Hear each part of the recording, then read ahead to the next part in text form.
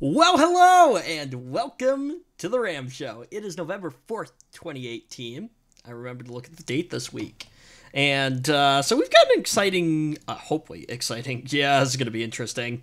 Hi, Zach. How's it going? Hi. It's okay. So I'm going to adjust the camera there a little bit. So, fair warning. I, legit have not looked through any of the topics this week. And everything was pretty boring this week. So, yeah. Well, if it wasn't boring, it was Apple news. So. No.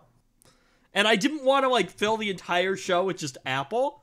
So I was like, well, I gotta figure out something for the show this week. So, yeah. Anyways. I gotta think of what could be Apple news this week. I don't know, whatever. It was a lot of Apple news. I don't know, what. Why do I feel like it's gonna be more right to repair stuff? No. It was let's see. Apple has a 5G phone. There were some iOS exploits. There was Fun. some stuff with the watch. I thought that we were nowhere close to actually meeting the 5G standard. Oh, Sprint apparently has gigabit LTE now. Whatever the heck that means. I believe, is that not the 5G standard? Is gigabit? I'm not sure. So, you know what? I think it's something crazy like that. I think what we're going to do this week, we're going to kind of jump around the topics really, really quickly, because I don't think we're going to really have a lot of time to spend on a lot of, these topics. I think they're going to be kind of quick ones. Look how fast you can chew up your data cap. What? Oh. Now we've got a race to see how fast you can chew up your data cap. Right. Well, look at me. I've got 4G LTE. I can chew up my data cap in a few hours. But I've got 5G. It takes me about 30 seconds to get on my... Yeah. There's the rundown. I mean, you can open it up in Google Docs, but there's that. That actually might help you more this week, since I'm not going to really be able to lead a lot of stuff, really, because I haven't even really read any of the articles. So, anyway. So, let's start off with story time real quick, because we always love to do that. So, my room, the way it's configured, right? I did a thing the other day. Yesterday, right? You did a thing. Right. What thing did you do? Well, so, I was trying to figure out the way that this room is set up. Now that I have, so, backstory, my mom got a brand new Sleep Number bed. And so she gave me her old Sleep Number bed.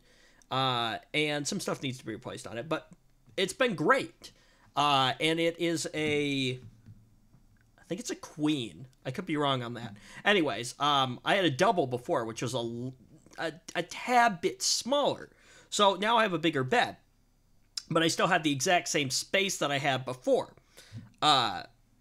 So, I was trying to figure out how to better rearrange the room yesterday. So, where I am... You know how my room is set up, Zach, don't you? Yeah.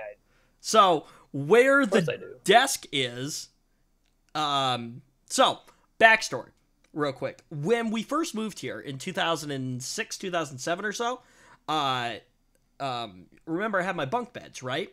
So the bunk beds were put in the middle of the room. And where the desk is right now, where I'm sitting, against that wall was the dresser. And then the desk was actually behind me, up against this wall right here, the one where the windows are. So it was facing that wall, but pushed up all the way against the wall where the closet is. Makes sense, right? Yeah. So, anyway. The problem with that is that, trying to figure out all the power cords and everything over on that side of the room, where the closet is hard. There's an Ethernet port in the closet, because that's originally where the desk was. So when the telephone company came in and put internet in, they put one in there. I put another one in on this wall that's facing me where the desk is a long time ago, but the power situation is a lot easier over here, right? So anyway, I basically rearranged the room yesterday in that same configuration where the desk was back where it used to be, the bed was in the middle of the room, and the dresser was against the wall that I'm sitting in front of right now. It got interesting, right? And so it obviously created a little less space in here. Like, there's less space in here now, but at least there's a decent openish space here, I guess. Anyway, so I'm like looking at it and I'm like, ugh. And the problem is that this desk has a leaf on it, this side leaf right here, which can be taken off. But the problem is that I don't have a place for my laptop to sit, so I can't monitor the stream. Oh, and the fact that the microphone is attached to that too, that's the other problem, right? Then I ran into a whole bunch of other problems with, like, figuring out what I was going to do with the speakers, and that was way down the line, because the first problem was just trying to figure out how to get everything plugged in and stuff like that. All the power, the Ethernet, all that fun stuff. And I was like, this is a giant pain in the rear end. So after rearranging the entire room, I put it back the way it was. Oh, no, okay.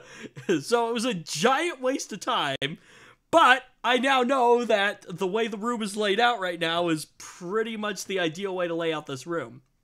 Unless, and this may happen, we'll have to see, is, see, the problem with this room is it's not big enough, really, to act as both an office and a bedroom. So what should really happen is like, this whole setup should probably just move down to the basement at some point or something like that, if I can figure out how to do that. And that would give me probably a lot more space with stuff. So you got rid of all the crap in your basement? No. Oh. Wow. I'm supposed to be going through it right now. So here's what happened with this, though.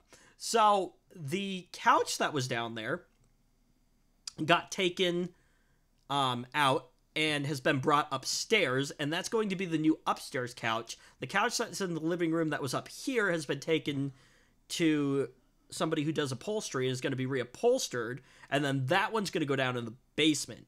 And that big brown rocking chair, I don't know if you even remember that, that's going away.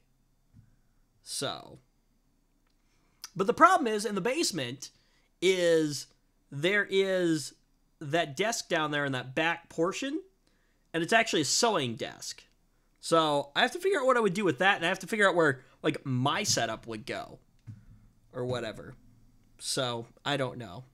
And what I still really want to do, which actually would probably create a tad bit more space in here, honestly, is just getting rid of the desk that I have right now and doing my, like, 6-foot long desk.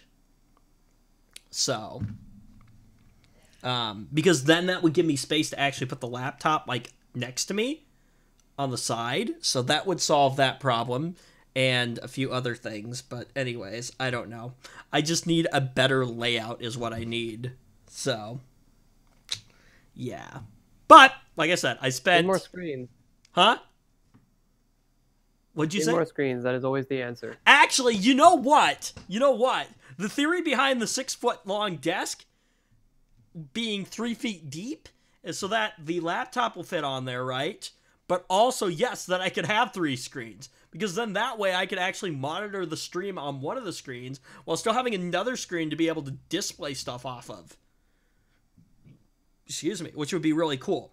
So, yeah. Although, I think before I do that, the next thing I really, really, really want to do is upgrade the laptop now, the mobile platform. What, you stupid MacBook? Hey, you know what? Okay, let me say this, right? My mid-2012 MacBook Pro is a little, like, it's an okay little powerhouse. It actually does pretty decent. And it served me well. It really has. The thing is now... Yeah, but it's still 6 years old. Right. It's got an SSD in it now, which has actually... will probably allow me to get a few more years out of it. It's actually pretty decent with an SSD in there. Wait, but it's still a MacBook, so... Right. Okay. Yes, I will give you that. But, despite that fact, it has been a very, very, very reliable little system for me. It really has. Like, as much as we bash on Apple and stuff like that, like, this has been a reliable laptop for me. It has. I have had almost no problems with that. I think the only problem I've really had come up with it is I've had to replace the battery in it, which makes sense. Lithium-ion batteries have a limited number of charge cycles, so that makes sense. And after what? Because I think I replaced the battery like last year or something like that. So, what did you say? 6 years? After 6 years? Yeah, okay, I'll give you the battery. That's whatever. That makes sense, right? And the only other component I think I have replaced on this laptop here is the hard drive cable. It was kind of glitching out when I put the new SSD in. But I replaced that piece. Very, very easy. And it's been working fine ever since. So I've had very, very little trouble with this laptop. So that's why I'm saying it's been a great little laptop for me. But it's time to move away from Apple, and it's time to find a better mobile solution that's a little bit more powerful, especially considering some of the content creation stuff that we're doing now, slightly with TechBeam Media. If I go someplace, right, my little MacBook right here is definitely not going to be able to supply the power needed to be able to run the live stream off of it. So I need a mobile platform that I can use. Not to mention, for a lot of applications and stuff like that, it's much better to just have a PC, because a lot more stuff in the tech world that I'd probably be using is going to be better served on the Windows platform. I can't run Putty to save my life on Mac OS or Mac OS X. It just doesn't work. Now, yeah, sure, I can fire this up I can fire up Windows in a remote session and Parallels on this thing if I really want to. Or if I need to SSH into something, I can use the terminal on it. But come on, Putty is so simple, isn't it? Like, why wouldn't I want to use that? It's kind of irritating to have to do that. Exactly, it is. It is. And it really gets in the way. Right. The problem is going to remain, what the heck am I going to do with the MacBook Pro? I'm not going to get rid of it. I actually am going to keep it. It's probably not even worth enough to get rid of. Is it a 6-year-old MacBook? What's that worth? I don't know. Somebody would probably pay at least a couple $100 for it still, probably, especially with an SSD in and it. like I said, at that point, is it even worth it? Yes and no, it depends. But I want to keep it more specifically for some of the applications that only run on the Mac, such as Final Cut and Motion and things like that I don't use a lot of anymore because I'm using the Adobe products. But I still want to be able to have access to those if I need them. Sometimes it's nice to be able to just bang out a quick video in Final Cut, because I don't know what it is. I don't know what Apple did with Final Cut, but like the rendering process is like, whew, like it just flies. It's super optimized. I don't know if there's any sacrifices in quality made there. That I excuse me. I wonder that. I'm not quite sure. But yeah. So that's the plan with this. You know what? Well, we'll get into some tech topics and then we'll talk about that in a minute. Different solutions that I'm thinking. I was originally thinking, what the heck? I'll just spend the money on a Razer because, like, hello, I bought a MacBook Pro, so no. Hear me out. Hear me out. Okay. I'm like, you're mad if you do that. Hang on. Hear me out. Okay. I'm like, heck. Here's the thing, right? I spent the money on a MacBook Pro, so obviously I'm not shy to spend money on, Yeah, but fool me once, shame on you. Fool me twice. Right. So, here's the thing, right? So, Walmart, I guess, is... Oh, this is an interesting thing. I should pull this up. Walmart is apparently going to start selling gaming PCs.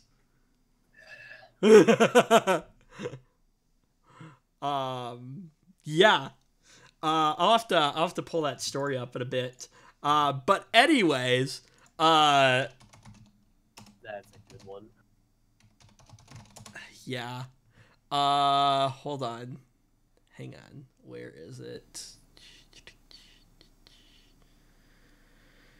I mean, what kind of gaming PC? Like you can walk into there's several big box stores you can walk into and buy like one of those like iBuyPower or whatever. It's gonna be pre-built something gaming computers. similar to that.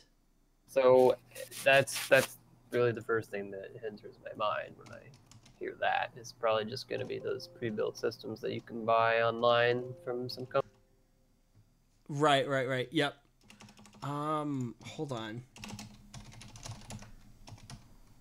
Walmart gaming PC. And I'm sure it's going to be nothing new with regards to Yeah, here it is. pre-built gaming computers. Okay. It's just going to be Hold going to on. be exactly what you expect. I told It's you probably we're gonna be going to all over the place on this stream probably today because like there's just kind of like crap nothing. So let's get in. We'll cover this in a bit here, Zach. But anyway, so there's a company. I believe this is out in California. That is called Lime.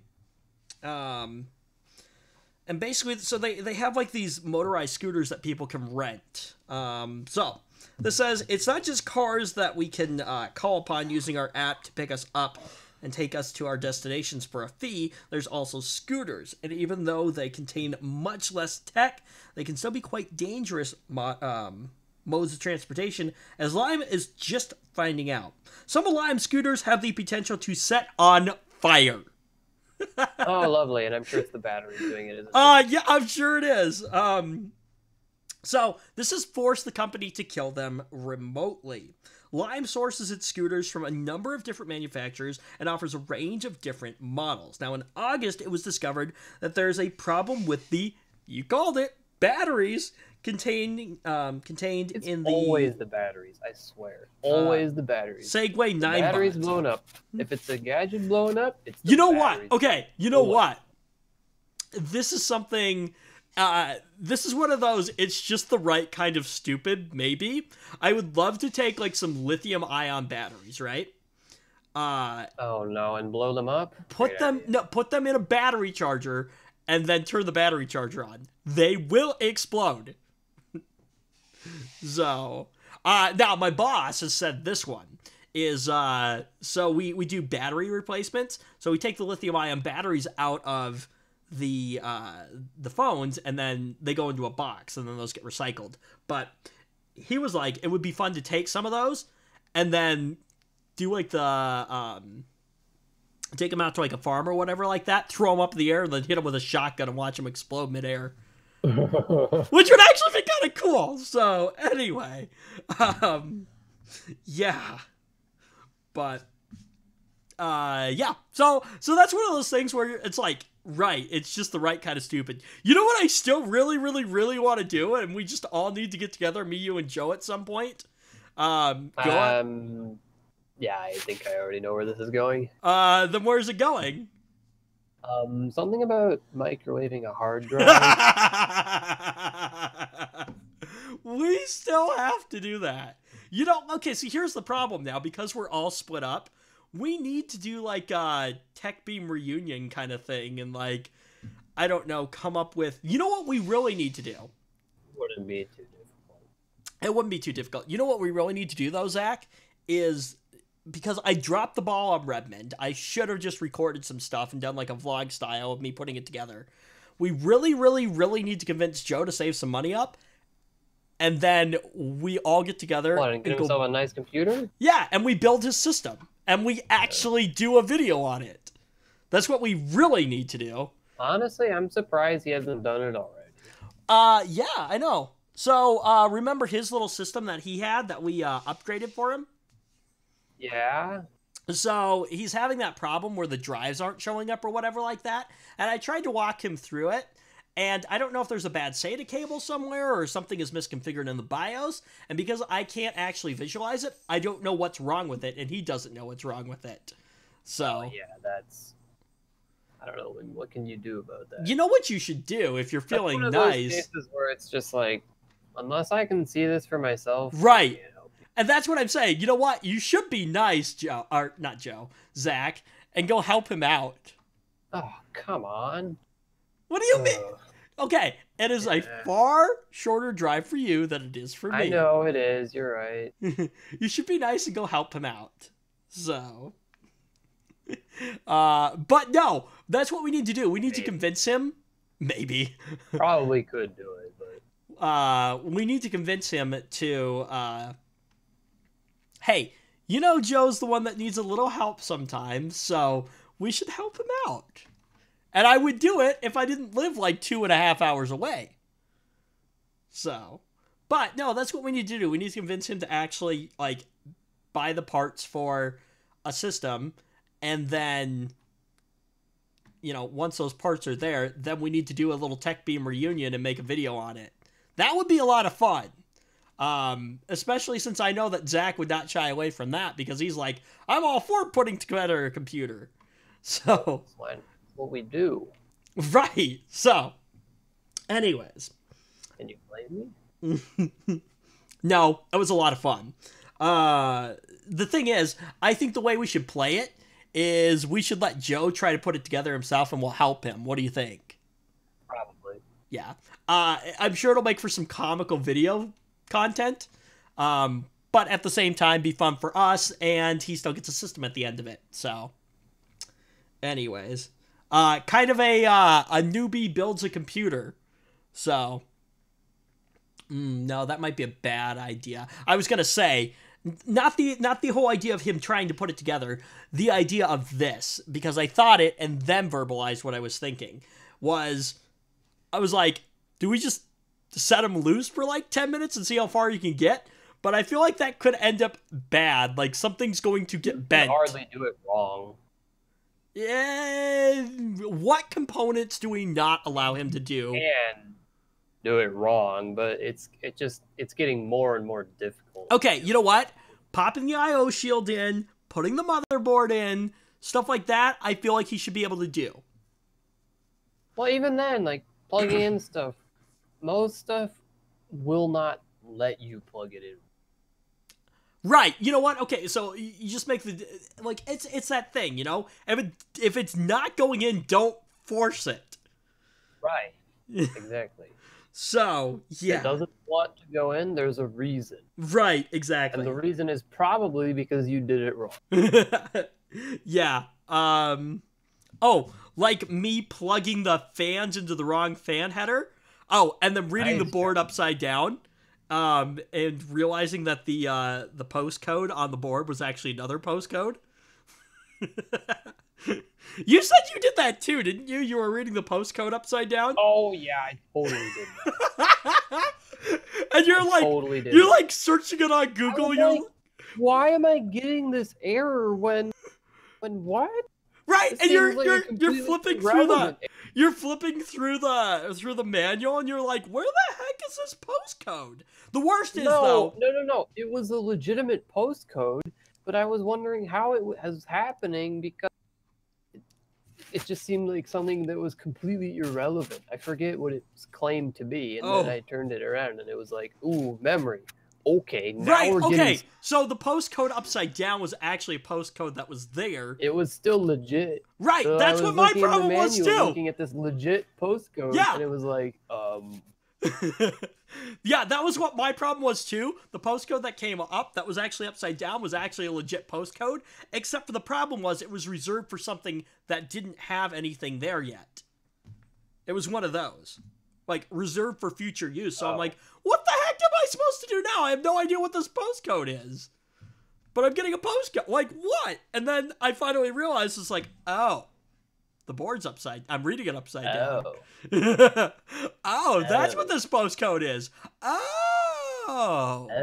Actually, no, you know what the problem was? I had the, like, a fan header in the wrong thing, so the board wasn't reading either the temperature or the fan speed. I think it was the fan speed or something like that. It was erroring out, so it wasn't posting fully. And so I was trying to get it to come up using an adapter. I think I did like an HDMI to, what was it? HDMI to DVI or something like that, I think is what it was. And for some reason, the monitor that I had with the connector wasn't like popping up. Like, it wasn't displaying a display. So I'm like, what the heck is going on? Because I couldn't really diagnose anything. And so I'm looking at that postcode on the board thinking, okay, so that should tell me what's going wrong. Like, I figured, like, something was seated incorrectly, or, like, memory module was in the wrong spot, or a memory DIMM was in the wrong spot, or something like that, right? Ended up taking an HDMI cable, plugging into the TV that's behind me, and then it popped up, and it was like, oh, there's a problem with the fan header. I'm like, oh. So I went into the manual. I was like, oh, that's where this is supposed to go. Plugged it into the right spot. Boom. It started firing up. So, anyways. But, yeah. Back to this real quick here. So, Lime sources its scooters from a number of different manufacturers and offers a range of different models. Oh, yeah. So, it was discovered that in August that there was a problem with the batteries. Thank you, Bigsby. Did you hear that? Yeah, I did. Let me see here. So, yeah. So, a manufacturing defect meant that the batteries in the Ninebot could smolder or even catch fire, therefore putting the rider at risk of injury. No, really? Is that what happens? Batteries injuring me? Nah, not in this universe. Is that what happens? So, action was taken immediately to create software that could identify all the malfunctioning Ninebots. To begin with, Lime and Segway worked together to develop the software, then Lime continued development to remove all Ninebots with the potential to set fire from circulation. So this was done by remotely deactivating the scooters so they could no longer be used. As Fortune points out, the fault affected around 2,000 of Lime's scooters, which were spread across Los Angeles, San Diego, and Lake Tahoe. You'd think that was the end of it, but Lime admits another Ninebot scooter model may also be vulnerable to catching fire. This is so far unconfirmed, but Lime isn't taking any chances, as I would expect, and that's a good thing that they're not taking any chances. That's probably for the best. Right. Yep. Going forward, any Ninebot scooters still in use can only be recharged at Lime scooter storage facilities. Typically, Lime relies on juicers who go out and collect scooters, recharge them, and place them back into circulation in return for a fee. With the Ninebots now only being recharged at storage facilities, it gives Lime an opportunity to run diagnostics on the scooter and determine which ones are safe. That's good.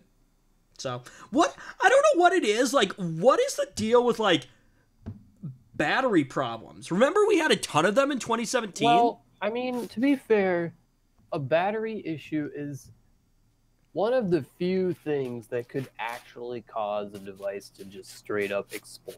Yeah, well, So, remember It's easy the say notes when a device just explodes that, oh, it was probably the battery, because that's like one of the few things that can actually make that happen. Right.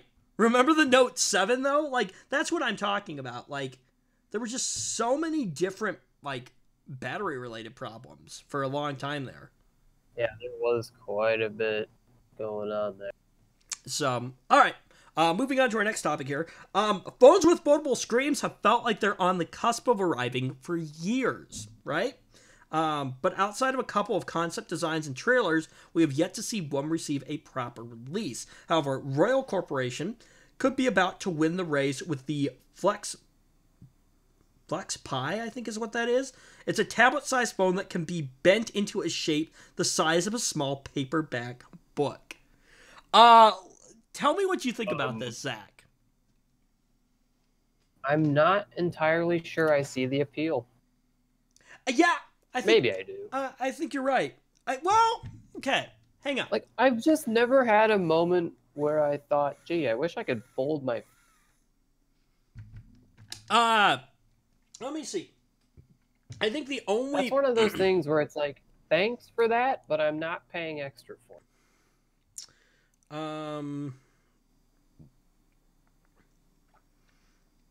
Don't get hyped up too quick, it says here. It looks early to say the very least. For one thing, the phone doesn't fold flat, so it ends up pretty bulky when packed away. Yeah, I feel like we're a long ways from being able to actually, like, take it and go, flat. Yeah, we're still definitely a ways from that. The software also appears to get confused when the phone screen is bent, with the display flashing a couple of times before picking an orientation. Okay. Not perfect yet. I think the appeal behind it, and I could see this, is because it's foldable, it makes it a lot smaller and easy to fit in your pocket, but you can unfold it right and have more of like a tablet-sized device with a bigger screen. I think that's probably the appeal behind it. Yeah, I mean, maybe. it makes sense. That actually makes a bit of sense. You're right. Right. That makes more sense. I will say this. A foldable phone makes more sense to me than the stupid notch. You don't like those? Again, like, okay, you've seen the notch, right? Yes.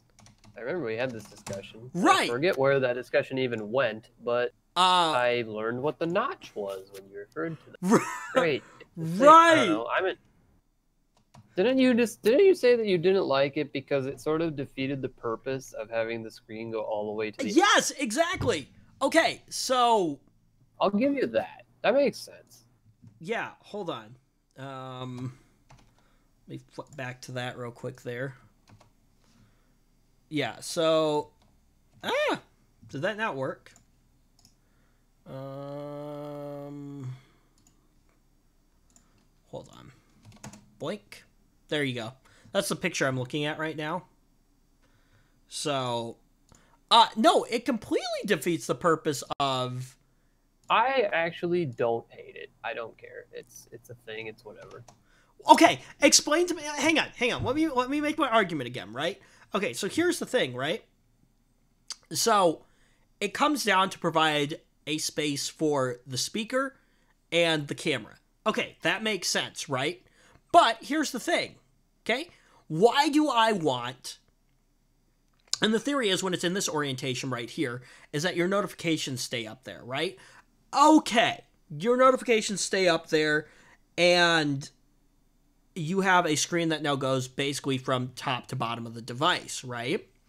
And generally, you know, if it's just your notifications, fine, it makes sense. So in this orientation, sure, it makes sense. But if I'm watching a movie, and it's like side to side, why do I want a giant chunk? Okay, not a giant chunk, but why do I want a chunk of that taken out? I feel like that's going to be distracting.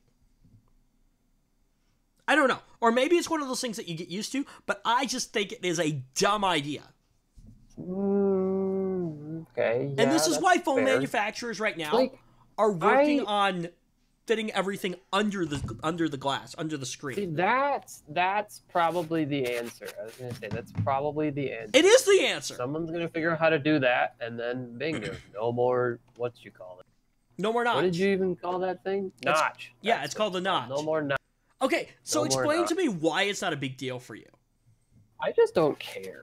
Like, I mean, it's So personally, like, how do I put this?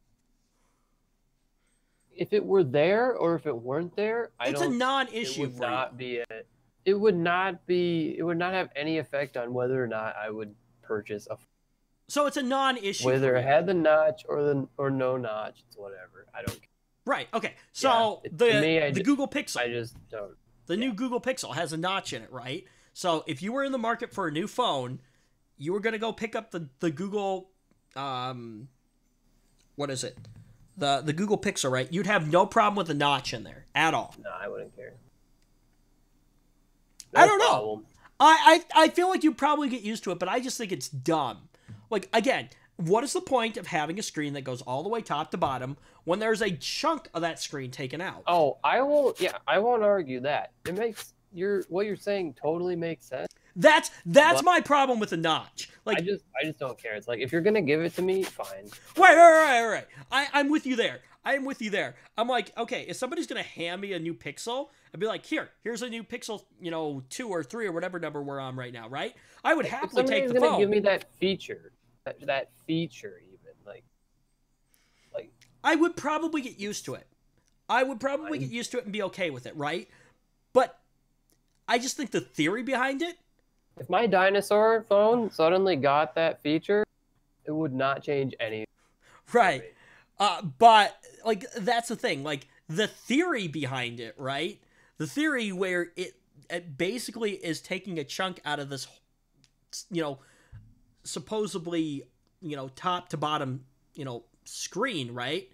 just seems weird. Right. Think about it. It's like taking your TV, right? And then literally cutting a chunk out of the screen in the TV. But it goes from top to bottom. Like, what would be the theory behind that?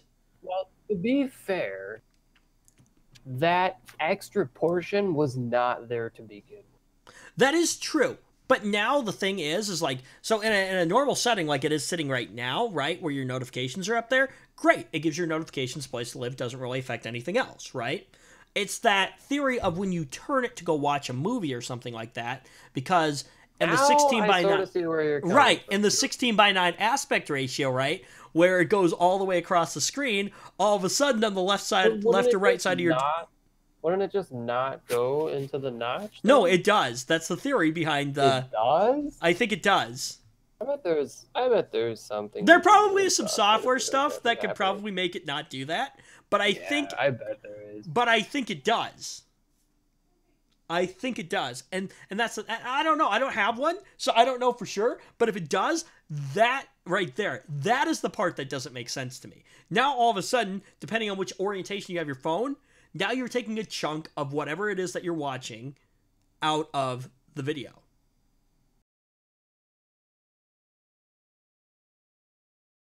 Well, anyway, notch is a thing. So where were we even? I forgot where we even were going with this. We just started going on about the notch.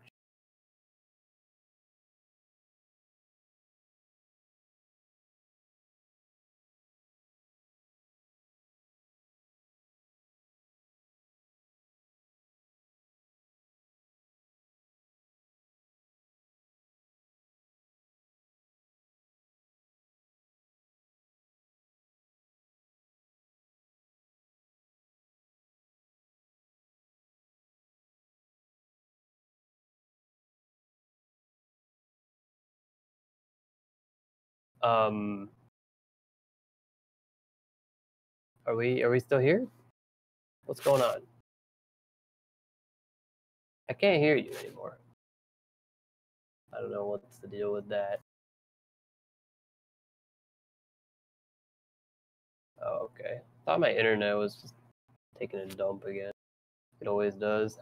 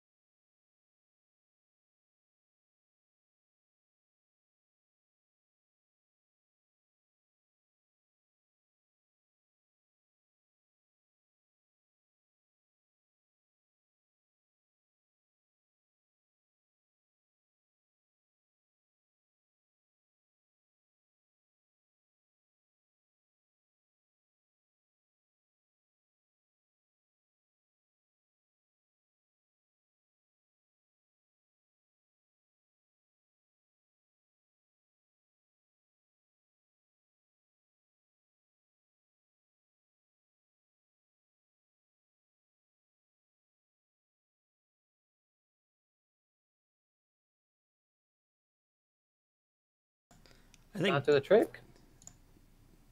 Hey, there we go. No, I had to change a quick setting in OBS. Okay, I think we're back. I think we are back. Zach, can you talk real quick for me? Hi. Okay, I'm okay. talking right now. We're good. We're good. No, so I was telling Zach, apparently, like, I don't know if, like, one of my USB ports just, like, freaked out, the one that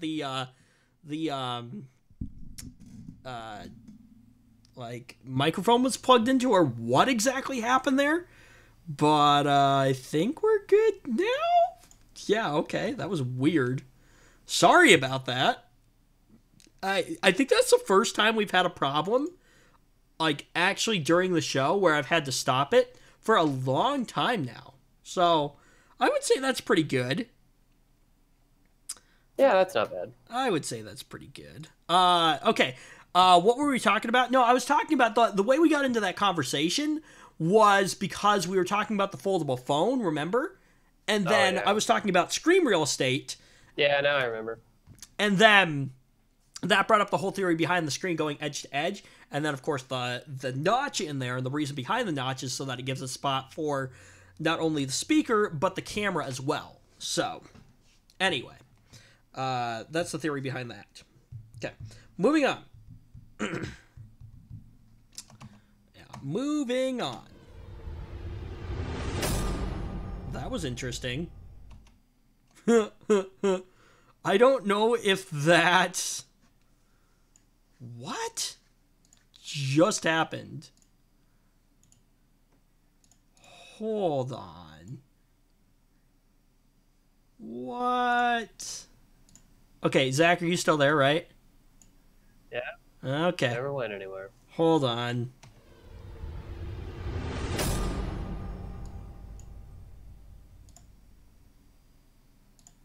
Properties. I bet you.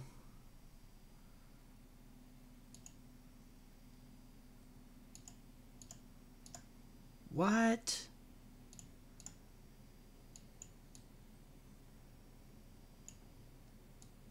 Hold on.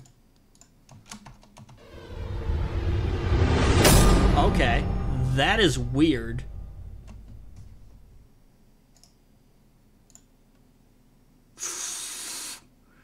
I'm used to hearing. Oh, wait, hold on. Oh, okay. Zach, can you talk for me? I want to make sure I can hear you. Okay. Right now. Every single time.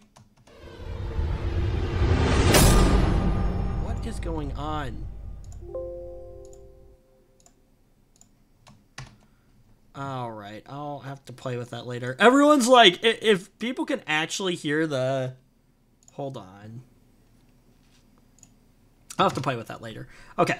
I'm used to being able to hear the sound from the stinger whenever I play it for the Microsoft news, and I couldn't hear it. So I don't know what's going on. Like... Hold on. Settings. Oh my goodness. Why is this... You know what? Okay, when you start building your own computer and stuff like that, you start to run into more problems from time to time with things. Okay. Hold on. So, here's what we're going to do. Hold on. Like, it shows that there's bars there and that it's playing. Let's see here.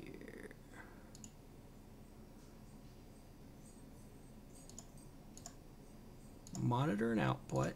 Unless it's just like a glitch in like OBS right now. I'll play with that later. Anyway, okay. Microsoft news for this week. Pretty boring stuff. Office for Mac 2019 is getting a dark mode. That's about all there is to it. Okay, that's the end of Microsoft news for this week. I really tried this week. I, like, looked through a bunch of websites. Apparently, Microsoft just didn't do anything this week. Which is weird. They took the week off. They must have. They must have. So, yeah. there's your Microsoft news for the week. Okay, let's go talk about a fail from Apple now. Oh, we love those. Right. Okay. So Watch OS 5. Okay. Let me see if I can't open up the right story though. Nope. That's not it either. Is this just a sign that like we shouldn't have done a show this week or something? Like, I guess we should have taken the week off. right? We should have apparently. Okay. So Apple released Watch OS 5.1 earlier the other day. Let's see. This would have been October 30th. So that would have been Tuesday when this happened here. Okay. But it has temporarily removed it from availability after users reported their watches were rendered unusable by attempting to install the update. 9to5Mac Wonderful. Yeah, somebody from 9to5Mac experienced an issue, as well as several Mac Rumor readers. Serious issues with the Apple Watch can be more complicated to resolve than with iPhones or other devices because there's no way to plug the device into a computer and reinstall the software yourself. Yep. So, the only resource tends to be contacting Apple for service. The issue seems limited to the brand new Apple Watch Series 4 too, which is likely to compound frustration for affected users. Didn't we talk about last week how the Apple Watch 4 had a problem with daylight savings? Where it freaked out? Yeah, we did, didn't we? Yep. Because of a missing hour and caused it to boot loop. Watch OS 5.1 includes the 70-plus new emojis that came with iOS 12.1. Wow, emojis. You know, I think I've only used emojis a handful of times. What would we do without them? A handful of times. I think we would be truly lost without them. Right? So, let's see. As well as support for... This one's kind of cool. Group FaceTime, audio, and new full-screen color watch face. That wasn't a thing already? No, I don't think it was. So, for now, if you managed to download the update before it was pulled, you shouldn't attempt to install it. It likely wouldn't be possible anyway, but better safe than sorry. So, man, Apple, what are you doing? What are you doing? Apple just wanted to steal the spotlight from Microsoft, I think. Right. Oh, okay. So, Zach, you should probably hold off on buying a 2080 Ti for a while. Oh, yeah, because they're dying? Yeah, yep. Yeah. Yep. So, let me get my article open here. I thought this was interesting. So, concerns are mounting over the failure rate of NVIDIA's RTX 2080 Ti graphics cards, with increasing numbers of reports of dead and dying cards from early adapters. Yeah. So, funny. like, didn't even before all this go down, like, there was... I thought there was some controversy over... Well, there was controversy over the pricing of the new cards, I think. Remember, right? Because they cost a fortune? Right. And now the fact that, like, they don't work is like... So, I'm paying more for a card that doesn't even work. You know what, though? Okay, so AMD should, like, jump on this opportunity now and be like, hey, we squashed... AMD is very not competitive in the graphics card market right now. But, like, that's the thing. They're like, well, we squashed Apple. We should go squash... NVIDIA now. So, you mean Intel? They squashed Intel. Or yeah, that's what I thought I said. They've squashed Intel. Now we should go and squash NVIDIA. Even the playing field, I think, would be more. Well, accurate. okay, fine, yeah. So, I'm still interested to see like the new offerings that Intel is going to be providing, hopefully soon. Well, you know, when they ditch hyperthreading from CPUs that have had it for an incredibly long time, it doesn't really bode well for... Yeah. No, I'm talking the graphics market, though. Oh, well, I'm pretty sure that most of the onboard GPUs... No, remember they were working CPUs are mostly made by Intel anyway. Right, no, but remember they're going to be working on... NVIDIA? But they're going to be working on something. Yeah, they're going to be working on discrete graphics cards. Vega graphics. Yeah.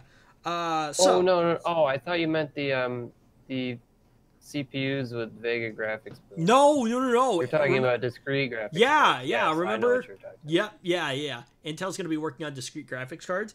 So Nvidia recently released RTX Turing graphics cards. And they're the most power consumer GPUs ever made and support existing new gaming visual features. Wow. I've just gotten bombarded with stuff today. Okay. Clear all that stuff out. Anyway, so threads have been cropping up on videos on NVIDIA's forums about dead and dying RTX 2080 Ti cards for weeks now. With almost every thread filled with hundreds of comments highlighting crashes, black screens, BSODs, artifacts, and cards that fail to work entirely. There's some reports of the issue with the 2082, but the majority reference problematic 2080 Ti cards. So, yeah. Reddit threads with a similar theme have been appearing as well, detailing the RMA process that many users are now going through. We're still, however, though, so some people are sending the cards back and a new one, and those new ones aren't working either. Well, yeah, that means there's a problem with the cards themselves. Lovely. Yeah. So, anyways. Or rather, not just that the card they got was defective the first time. It's like, it's kind of like once could just be bad luck, but twice, gee, that's some really bad luck, or something's wrong with the card. So, okay, so let's jump into this. So, if the guy from the old dude, you're getting a Dell commercial is looking for work, he should ping Walmart and see if they're looking for a spokesperson to promote their new gaming PCs. Yeah, that's right. Gaming PCs. Walmart is selling. I just don't think that I could take a Walmart gaming PC seriously. Walmart is selling its own line of gaming desktops and laptops dubbed Overpowered. And to top it off with some cringy branding. Perfect. Just perfect. This says, which will refrain from using from here on out, and the specs look pretty good. So, Walmart, it looks like, teamed up with Esports Arena for this new venture. Esports Arena? Oh, Esports Arena. Yep, thank you. So, Esports Arena designed and configured Overpowered and is building the new systems exclusively for sale on the Mega retailer's website. So they're making laptops and desktops, Zach. And they're making laptops. Yeah, huh? yep. So there's 3 laptop models. The cheapest one is the OP Gaming Laptop 15, priced at $999. You know, I already could not take a Walmart gaming computer seriously. Well, no, but now with a cringy name like that, hang on. Here are the specs. It's just bad. I'm sorry, but it's just not good. Here are the specs, right? No. So it's gonna wield a gaming computer. hang on. You're the hardware one, so here, hang on. So like $1,000 here, right? You get a 15.6-inch display with a fast 144 hertz refresh rate. That's gonna be... Is that on a laptop? Yeah. 144? Yeah. Hertz? Yeah. Yep. Powered by... That was on a laptop, you said? Yeah. This is the low-end laptop. Okay. You know what? I'll give him credit for that display. This is the low-end... 144 hertz display? Yeah. Ooh. This is the low-end laptop right here. Okay, I just wanted to make sure you can still hear me. Yeah, it goes for $1,000. So a 15.6-inch display with 144 hertz refresh rate, powered by a Core i5-8300H processor. Okay. So that's the low-powered one, right? The H, I think. Right. Which I guess is expected in a mobile platform. 8 gigs of RAM and a GeForce GTX 1050 GPU. For storage, it pairs at 128 gigabyte SSD with a 1 terabyte hard drive. So what do you think? Pretty standard, yeah. No surprises there. Right, but for $1,000, what do you think?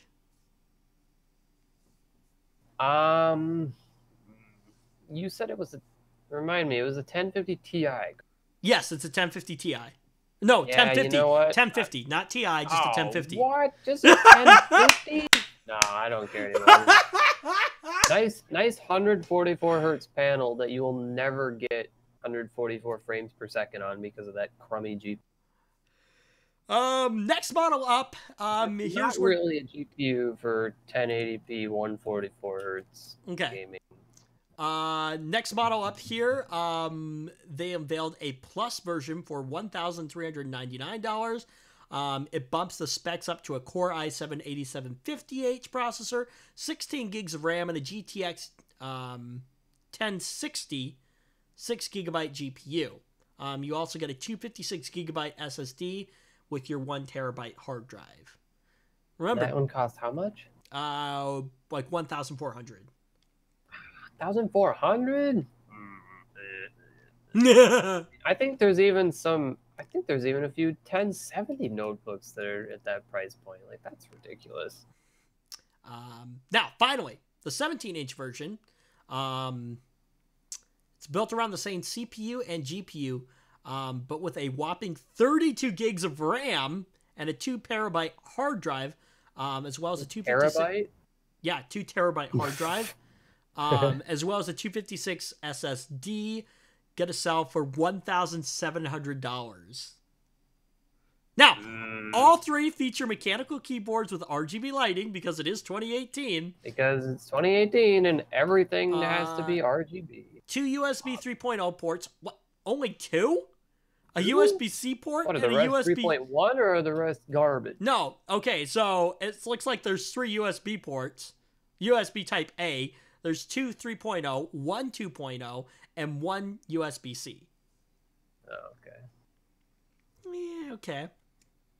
On the desktop side, Walmart is rolling out 3 models: the OP Gaming Desktop DTW1, DTW2, and DTW3.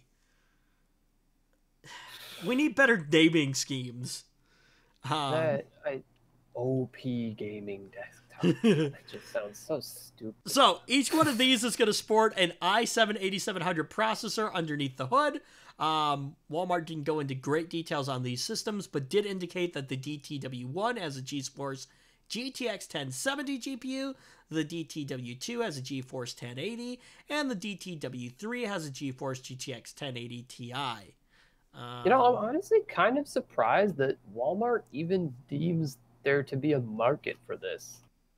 You know what? Okay, so Best Buy is starting to... Have you noticed this? Best Buy is starting to actually start selling, like, computer parts now.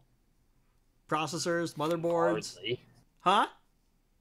They've always had a few things, at least that I've seen. Like, right, but now they're starting to expand it more. In some secluded section, you can pick up some RAM or a hard drive or whatever, but right, like, nothing crazy. Like, you're not going to rival, say, Micro Center. No, but like in my store here in Mason City, like there's actually an aisle now that actually has like a lot of that stuff. That's where I got my motherboard. That's where I got my memory. That's where I got my power supply. Well, they always had power supplies. Yeah, they had power supplies. I got the GPU there. I probably spent a little bit more than buying stuff online, but I didn't have to wait for shipping, which was nice. Because I bought my motherboard and my memory all in one day, and those are the final 2 portions I needed to get red binned up. So, did I need 9 USB ports on the back of my computer? Probably not, but I got options. So, yep. Oh, you know what I think it is I think some things don't play nice with my USB 3.0 ports. I think that's what the problem is. Like, my card reader, like, I had it plugged into, like, a USB 3.0 port, because I figured, oh, better speeds, but it doesn't play nice with it for some reason. So, yeah, I don't know. So, I wonder if that's what happened with the mic. So, now, there's one that they found in this article that was listed on Walmart's website. Excuse me. It was the DTW2 listed for $1,899. Comes with the Core i5-8700, GeForce GTX 1080, 32 gigs of RAM, a 512GB SSD, and... it's not horrible, but you're still paying you're still paying the assembly fee on it when you could just build it yourself. And you're just gonna do better when you build it yourself. There's no way to compete with building it yourself. Right. The only time when it was really possible for these OEM computers to actually compete with building it yourself was during the GPU price crisis and the mining craze, when GPUs were actually through the roof, and and you could actually find OEM computers that were cheaper than building it yourself because I don't know, I guess they didn't pay such an exorbitant fee for a graphics card. Exactly. And the build it yourself GPU prices were insanity. Yep. Sorry, I'm looking at something real quick here. Okay. Let's do this. So, gaming laptop, right? So, I'm considering a couple different models right now. Both offerings from Dell. Let's see what you think here. I'm going to pull this up, okay? So, the Dell G3 and the Dell G5. Okay? Top spec G3 here. $1,149.99. Going to come with Windows 10, 64-bit. Okay, that's pretty standard. 16 gigs of RAM, DDR4, 266 or 2666 megahertz. And NVIDIA GeForce, wow, really? 2666. Yeah, 2666. What did I say? And NVIDIA GeForce really? A 1050 Ti with 4 gigs of RAM? I no longer think this is a good idea. Yeah, I no longer think this is a good idea either. Yeah, that's pretty trash. Okay. I've even seen a few 1060 notebooks in like the $1,100 range, and it's really tough to compete with those. Obviously, a desktop is still going to be better as far as like the price of performance, but right. I mean, in the laptop space, there's not many that are priced as competitively as that. Let's see here. Here is the G5. Okay. This one's going to run me about $150 or $1,005 or $1,050. Yeah. So. How much was that again? Let's see here. 1,050, not 1,050. 1,500. There we go. 1,500. Yeah, 1,500. I mean, I feel like at that price, you're looking for at least a 1070. 1070? Otherwise, it's 1070. Yeah. Oh, this has a 1050. There's got to be a better way to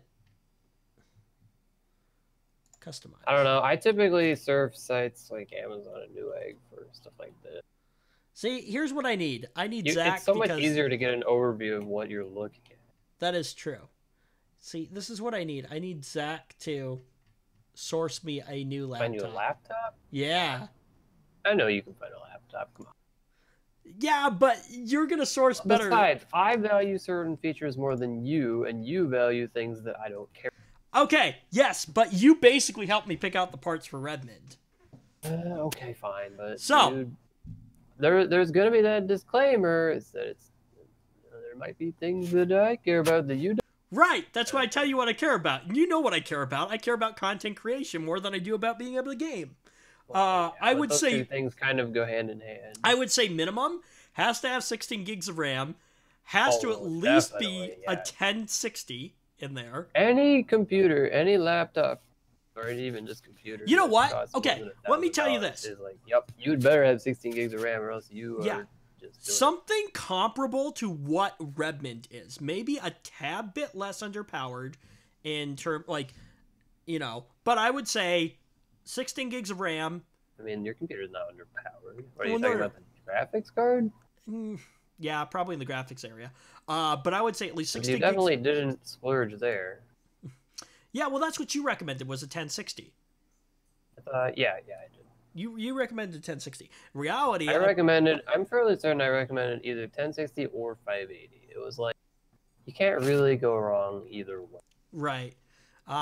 Do I wish I had some more graphics power sometimes? Yes, but I think the 1060 is a solid card for some of what I do. Excuse me. No. So here's what I would say. Why do I seem to remember you wanting to prefer Nvidia in the graphics card? Did you? I did. Mostly Because I feel like I would have. I feel like I remember getting you suggested radio. cards. Yeah, I did. I gave those a good recommendation, and I still do because, well, I guess it depends, kind of, but the where am I going with this? The AMD cards, just in general, they have higher longevity. Okay. I think So the reasoning... if you're somebody who might go 3-4 years without even touching his graphics card, yeah, you know what? That's probably a better way.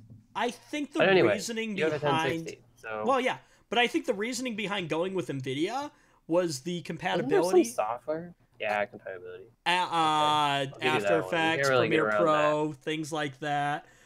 Probably, I think are more optimized for the NVIDIA cards. Now, the first upgrade I make to Redmond will probably be in the graphics department.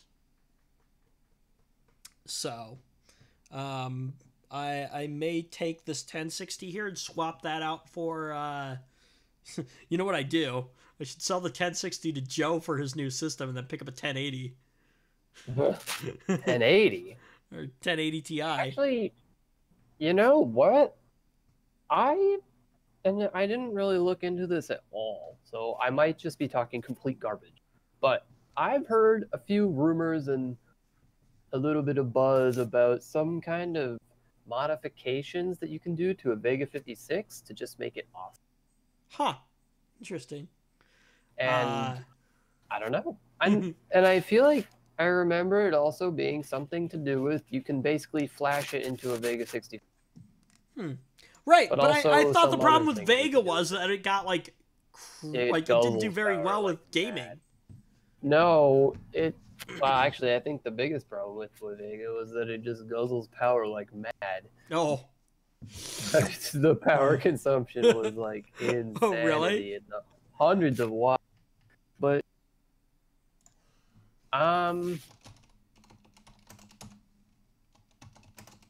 it probably would do a bit better for you in the productivity things than it will for you. Right, but again, I'd probably need to stick with NVIDIA.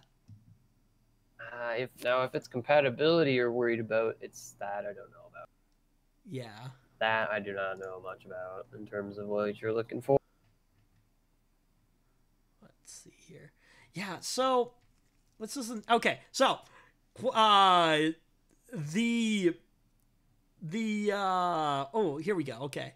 Suppose if you wanted to keep it on the cheap, you could probably fish around for a secondhand 10 series card. Let's see here. Okay.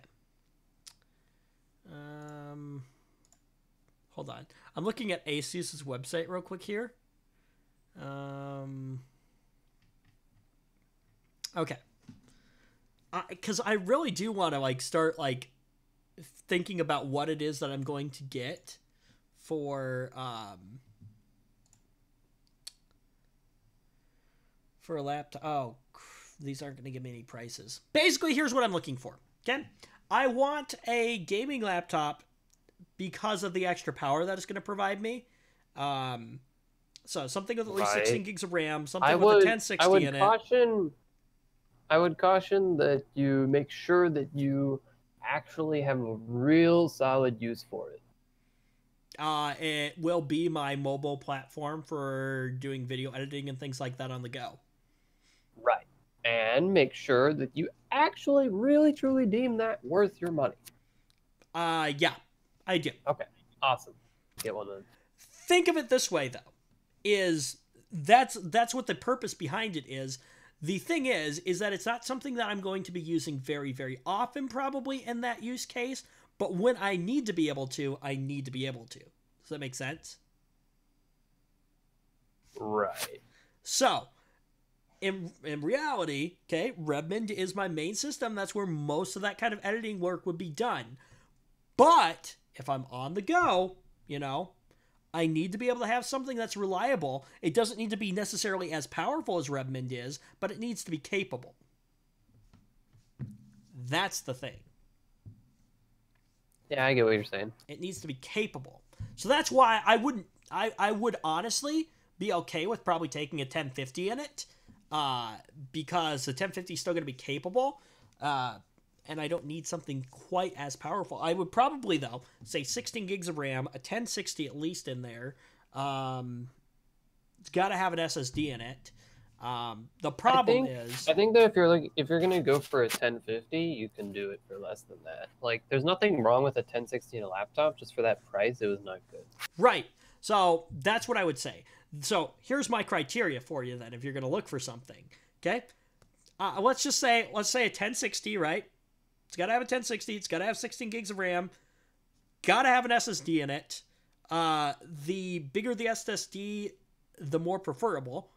But, yeah. Has to have an SSD in it at least. And I would like something. It doesn't have to be RGB, but I would like something with a backlit keyboard. For working. Generally, at that price point, you're gonna find it. Right. For working in dark environments and stuff like that. And it can't look too gamery, I guess. That's gonna be the big one. Actually, I agree with that. I would love. I'm not really in the market for a laptop. Right. If I wanted a laptop and I was going to spend all that money on it, I would look for the most generic looking laptop. I want something that's going to look good if I bring it into a business meeting, into a business setting. Like just just black or white or silver or whatever. And just none of that like stupid black and red like Game Wars aesthetic. Like, no, that's cringy and I don't. Right. Yep. You understand what I'm talking about when some of these companies that design this stuff, they just think that black and red equals elite game. Right. And they think that, like, no, what? Don't get me wrong. I think that's silly. Like, okay, so the G5. You know what? I'm probably actually, like, obviously you know that I'm actually probably very soon now going to overhaul my computer. I'm gonna put it all in a new case. I'm probably just gonna get just a white case. Super sleek white, maybe some tempered glass on the side. You know what? Nice. You know what I should do? Honestly, you know what? Okay, it'll be super. What I really need to do, I need to get a new case for Redmond. I think at some point. That's not a full tower case. Huge case. Hey, you know what? It made it great and really easy to do cable management in and build, but I don't need a case quite that big. Whoops. First time PC builder mistake 1. Buying too big of a case. Huh? Rookie mistakes over here. Hey, okay. So, anyways, no, okay. So, criteria for a mobile mobile platform. 16 gigs of RAM, 1060. The bigger the SSD in it, the better. Backlit keyboard, and like I said, it can't look too gamery. It has to be something that I can bring into a business setting, and it still looks, like it fits in. So, that would be the criteria. Indeed. I like it. What'd you say? Yeah, I mean, at that point, I think you're looking for like one of the higher end Ultrabook type computers. Those tend to be less of the gamery crap. Well, okay, so this is what I liked about the G3. But still have the higher end components you're looking for. This is what I liked about the G3 and the G5. Here, give me a second here. So, Dell G5. Hold on. This may give you a better idea as to copy image location. Let me shoot that to you real quick there. See, that's okay, but I don't know. See, that I am okay with right there. There we go. I like the red. I like the red. Okay? Not terrible. I actually like the black. Okay. I like the red, but obviously... Well, let's see here. Redmond? Some color preference there.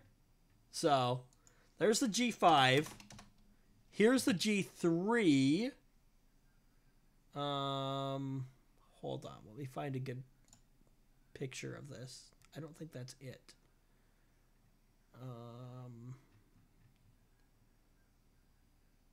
Let's see here. Oops.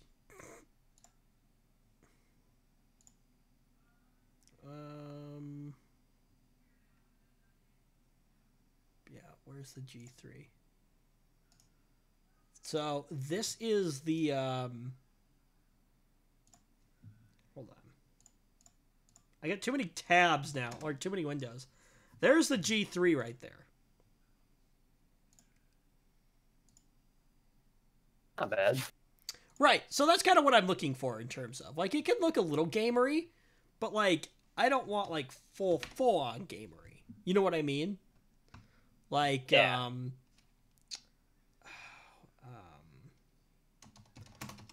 Like the MSI ones. Like, now that I'm not going for.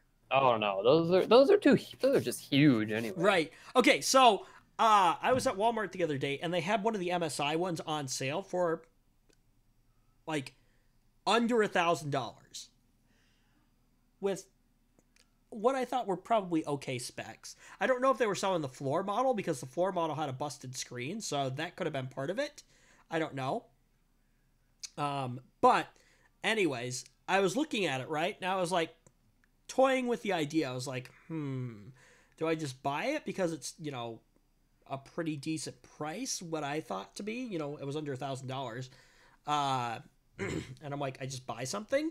And then I looked at the keyboard and I'm like, what the heck? The keyboard layout, like, this is something that's like super, super arbitrary, but the keyboard layout was like wonky from what a normal laptop would be. Like, they had the delete key in an odd spot, and that just completely turned me off on it. It's like, nope, no thank you. So, that might be something super, super arbitrary, but like... Well, hey, if you don't like it, you don't like it. Right, exactly. So, that is the thing. Not to mention, like, I wasn't super a huge fan of the SteelSeries keyboards that were in there. They're like, we're okay, I guess, but, you know. It's like, yeah, I don't know. But, anyway. But no, that's my criteria, so you should see what you could come up with for me, though, on that. Since you're going to have a little bit better idea of, you know, price to performance, things like that, than I will, because that's more your area, so... Anyway, all right. I say, you know what? Let's go ahead and end the show this week. I think we went for like 2 hours this time, but you know, we got into. We were like an hour 30. Oh, we got in. Oh yeah. Did we? No, because it's almost 7 o'clock. And oh yeah, you're right. Okay, so yeah, but you know, we got ranting about things and stuff like that. So anyway, that is going to do it for this week. Thank you for joining us. Hope you enjoyed the show. If you did, thumbs up. If you didn't, thumbs down. Subscribe down below, all that fun stuff. Hit the bell for notifications when we upload new videos. And yeah, I think that's it for this week. So hopefully we'll have some better topics next week. I hope. Anyways, all right, bye.